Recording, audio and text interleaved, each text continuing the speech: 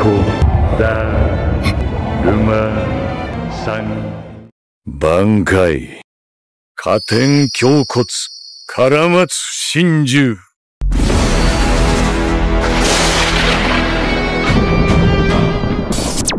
Ya, sesuai requestan brother kita kemarin yang minta bahasin pengganti Kapten Gotei 13. Siapakah dia? Siapa lagi kalau bukan Kapten Shunsui Kyoraku? Menurut Mimin sendiri, Kapten Shunsui ini adalah salah satu kapten yang menarik dengan penampilan yang mencolok. Penampilannya cukup keren dengan penutup mata seperti bajak laut, topi jerami seperti Raizen, dan kimono berwarna pink bermotif bunga yang indah. Shunsui tampil berbeda daripada kapten lainnya, dan entah kenapa saat pertama kali Mimin lihat kapten ini, Mimin tuh langsung penasaran dengan kekuatan yang sebenarnya. Karena sepanjang serial Bleach, kapten ini kayak gak pernah memperlihatkan bagaimana rasa paniknya. Kapten Shunsui selalu kelihatan santai walaupun dalam keadaan terdesak. Pada awalnya, Mimin pikir kekuatannya itu biasa-biasa aja, karena sejauh yang Mimin lihat, gak ada tuh sesuatu yang spesial selain tampilan dan sifat santuinya. Tapi ketika Mimin pikir-pikir lagi, kapten ini belum pernah memperlihatkan mode bankainya, sampai Mimin sendiri penasaran dengan kehadiran kapten ini di setiap episodenya. Karakter yang santuy kayak Kapten Shunsui ini pasti memiliki sesuatu kekuatan yang gak biasanya atau bisa dibilang luar biasa dari yang lainnya. Kapten Shunsui, kapten yang memiliki 2 Zanpakuto sekaligus, menjadi pengganti kepala Kapten Gotei ke-13. Di sini Mimin bakal membahas singkat sejarah Kapten Kyoraku ini, karena kalau Mimin bahas semua, durasi dari video kali ini bakal sampai berjam-jam. Jadi Mimin putuskan buat ngebahas sejarahnya secara singkat. Oke deh, daripada berlama-lama, mari kita bahas. Shunsui Kyoraku adalah anak kedua dari keluarga bangsawan. Dia memiliki kakak yang sedang jatuh cinta pada seorang wanita, Isuzu Ise, ibu dari Nanao Ise. Sejak dulu, Kapten Shunsui sangat malas untuk belajar, apalagi untuk bertarung. Dia lebih banyak menghabiskan waktunya untuk beristirahat. Shunsui sering mengunjungi ke kediaman Isuzu Ise untuk tidur siang, karena menurutnya tempat itulah tempat ternyaman untuk beristirahat sejenak. Dia juga tahu kakaknya pasti akan ke sana untuk bertemu dengan Isuzu Ise. Pada suatu saat, Isuzu Ise memberikan sebuah jepitan kembar yang berwarna biru dan pink kepada sang kakak untuk sebuah simbol agar Isuzu dapat merasa selalu dekat dengannya ketika dia di medan perang. Singkat cerita, Shunsui mendengar bahwa klan Ise memiliki sebuah kutukan. Kutukan tersebut yaitu ketika seorang laki-laki menikahi seorang perempuan dari klan Ise, umur dari laki-laki tersebut tidak akan lama. Shunsui mengatakannya kepada sang kakak, akan tetapi sang kakak malah tertawa dan menganggapnya itu hanyalah sebuah mitos dan tak dapat dipercaya kebenarannya. Mereka pun menikah dengan bahagia, hingga pada akhirnya sang kakak pun harus tiada karena menikahi Isuzu Ise dan terkena kutukan tersebut. Setelah waktu berjalan begitu cepat, Kapten Yamamoto melihat kebijaksanaan dan jiwa kebenaran di dalam Shunsui yang masih kecil. Alhasil Shunsui harus melawan kemalasannya dan masuk ke dalam akademik Shinigami untuk menjadi lebih kuat bersama dengan Yushiro Ukitake, sahabat dekat sekaligus teman pertama Shunsui. Karena keahlian dan kecerdasan Shunsui dan Ukitake, mereka berdua berhasil menjadi kapten dengan waktu yang singkat. Di bawah pelatihan Kapten Yamamoto, mereka menjadi lebih kuat, dan pada saat itu Isuzu atau kakak ipar Shunsui sangat merasa bersalah karena kutukan tersebut, dan ia mengirimkan Shunsui sebuah pesan untuk datang ke kediamannya. Isuzu menitipkan sebuah Zanpakuto milik keluarga Ise kepada Shunsui yang dipercaya memiliki kutukan tersebut. Ia juga menitipkan sebuah jepitan yang dulu dipakai oleh Isuzu dan kakaknya. Waktu berjalan dengan begitu panjang hingga Shunsui mendengar kabar duka bahwa Isuzu telah dihukum karena menghilangkan benda pusaka milik keluarga Ise. Setelah itu, Shunsui sering terlihat mengenakan kimono bermotif bunga seperti yang dipakai Isuzu dengan 2 jepitan yang ada pada rambutnya. Hingga pada kekalahan Komandan Yamamoto, Shunsui harus menggantikan posisi kapten di Gotei 13, menggantikan Komandan Yamamoto sebagai penerus generasi selanjutnya. Ya, kalian pasti penasaran kenapa harus Shunsui Kyoraku yang harus menjadi kapten, dan apakah kekuatan Shunsui setara dengan kapten sebelumnya? Daripada penasaran, mari kita masuk dan mari kita bahas. Tidak aneh jika reaksi milik Kapten Kyoraku begitu besar. Dia dilatih langsung oleh Kapten Yamamoto bersama dengan sahabatnya Jushiro Ukitake. Selain memiliki reaksi yang begitu besar, Kapten Kyoraku juga menguasai teknik berpedang yang berbeda dari Shinigami lainnya. Dia memiliki keahlian menggunakan dua pedang sekaligus yang dapat memberikan serangan yang begitu besar. Selain serangan, pertahanannya juga cukup kuat karena menggunakan dua pedang sekaligus. Bersama dengan kecerdasannya dalam mengatur strategi di dalam pertempuran, membuatnya sulit untuk dikalahkan. Dia juga sangat ahli dalam mengatur strategi yang dapat mempermudah pertempurannya. Selain itu, Kapten Kyoraku menguasai teknik pertarungan tangan kosong yang dulu pernah diajarkan oleh Kapten Yamamoto. Dan tak hanya itu, dia juga mampu menguasai Sunpo atau gerakan yang sangat cepat meskipun jarang digunakan olehnya karena bertolak belakang dengan kepribadiannya.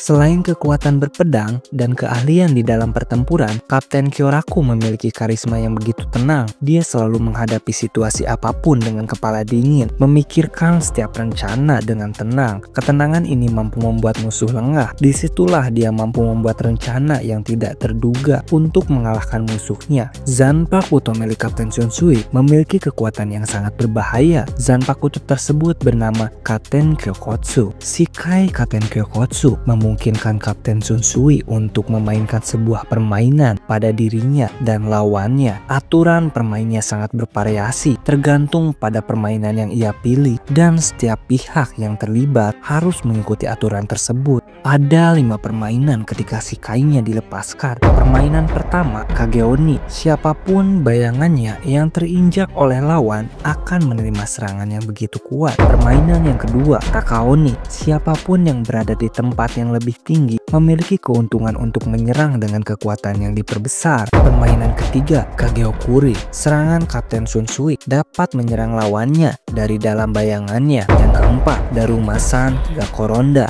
Permainan seperti patung garam di mana lawan harus berhenti bergerak atau akan terkena serangan. Permainan kelima, Busogoma. Kapten Shunsui menciptakan angin berputar kuat yang dapat digunakan untuk menyerang lawan. Dan sebenarnya Shikainya ini cukup ampuh untuk mengalahkan lawan karena permainan ini dibuat oleh Zanpakutonya sendiri. Sudah dipastikan pemiliknya mampu untuk menguasai permainan karena telah menguasai Zanpakutonya sepenuhnya. Jika lawannya masih mampu untuk bertahan, Kapten Kyoraku terpaksa menggunakan bankainya yang bernama Katen Kyokotsu Karamatsu Shinju. Bankainya ini menciptakan sebuah bayangan yang mampu untuk menutupi Soul Society karena radiusnya yang begitu luas. Untuk sebagian orang yang menyaksikan bankainya mungkin akan berpikir bahwa itu adalah bankai yang sangat indah karena memiliki motif emas. Namun jangan salah, bankainya ini sangat berbahaya dan mampu membuat sebagian orang yang terkena efeknya akan merasa putus asa. Bankainya ini dibagi menjadi 4 babak atau 4 tahapan yang seluruhnya menggambarkan kisah yang cukup kelam. 4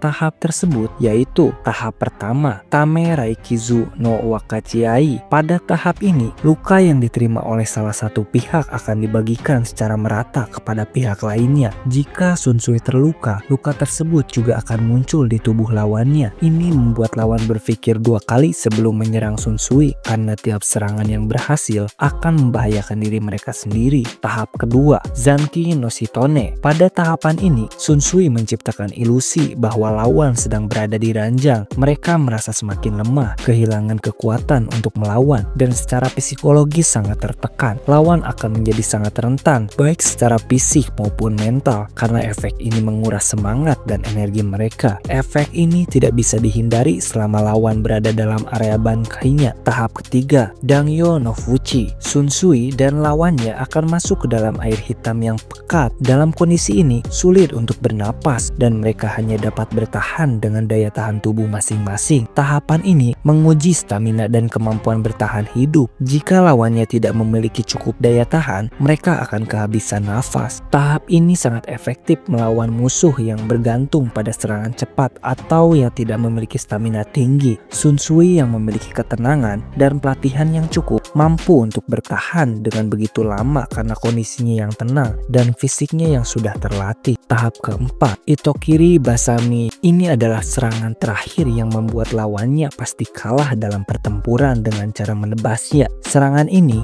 hanya terjadi jika lawannya telah terjebak dalam efek babak sebelumnya. dan tidak memiliki cara untuk melawan. Serangan ini begitu berbahaya dan dapat menyelesaikan pertempuran dengan begitu cepat. Tak ada cara untuk menghindari serangan ini jika lawan telah terjebak dalam 3 tahapan sebelumnya. Namun, jika salah satu tahapan dapat dihindari oleh musuhnya, tahapan keempat ini tidak akan bisa digunakan.